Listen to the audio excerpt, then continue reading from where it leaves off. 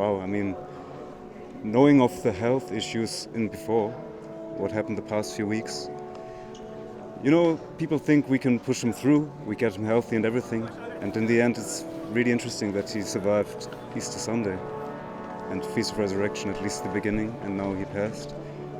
Perhaps we can even take it as a good sign in the sense that he passes today.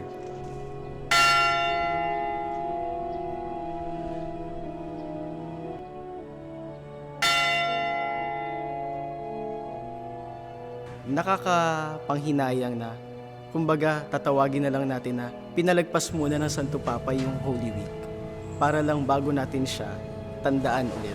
Parang mas unahin natin ang Panginoon bago yung iba. Bilang isang Katoliko, isang Kristiyano Katoliko, dagdagan natin yung panalangin para kay Pope Francis para din sa ikapapayapa ng kanyang kaluluwa.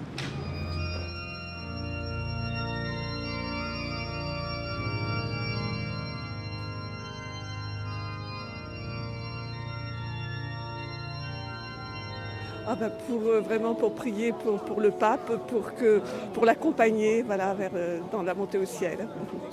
Voilà. Et c'était vraiment,